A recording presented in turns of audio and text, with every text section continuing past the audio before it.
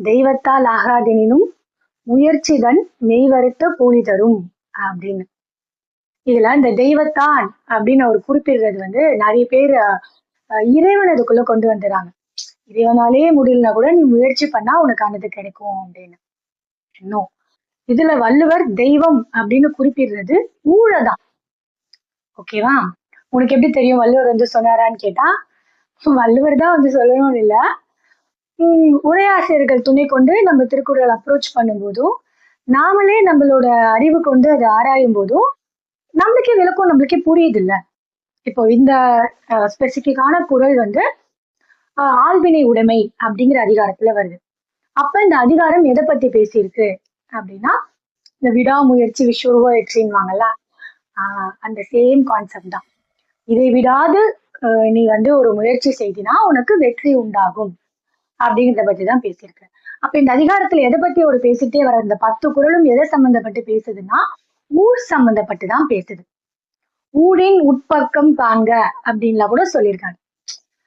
ஊழோட முதுகு நம்மளுக்கு காட்டிட்டு ஓடிடுமா ஊழ் எப்போ நீ தொடர்ந்து உழைக்கிறப்போ. அந்த மாதிரி சோ ஊழால் தெய்வத்தான் ஆகாதெனினும் முயற்சிகள் மெய்வருத்த கூலி தரும். உன்னுடைய வினை பயன், உன்னுடைய விதி ஊழால உனக்கு இது நடக்கக்கூடாது, இல்ல உனக்கு இது நடக்கணும் அப்படின்னு இருந்தாலும் உன் மெய் வருத்தி, உன் புலன் சார்ந்து நீ வருத்தி ஒரு முயற்சியோட, அதுவும் இடையறாத முயற்சியோட ஒரு விடயத்தை செஞ்சினா உனக்கு அதற்கான ஈக்குவலண்டான வெற்றி கிடைக்கும், ஊதியம் கிடைக்கும் அப்படின்னு வள்ளுவர் சொல்றாரு.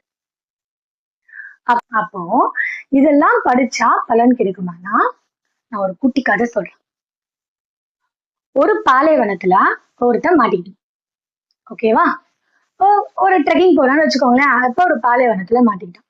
அவனோட பேக் பேக்ல இருந்த வாட்டர் பாட்டில்ஸ் எல்லாம் காலி. பயங்கரமா அவனுக்கு தாகம் எடுக்குது. என்ன பண்றதுன்னு தெரியாத திக்கு தேச தெரியாம அவன் ஓடிட்டு இருக்கும் போதுதான் அந்த பாலைவனத்துல தூரமா அவனுக்கு ஒரு ஹேண்ட் பம்ப் தெரியுது. இந்த தண்ணி அடிப்போம்ல, அந்த ஹேண்ட் பம்ப் தெரியுது. அங்க ஒரு தூரமா தெரியுது. ஓடி போறான் அது நோக்கி. அங்க ஒரு குவளை தண்ணி, ஒரு பாத்திரத்துல தண்ணி, அதுக்கு கீழே ஒரு ஓலை இருக்கு.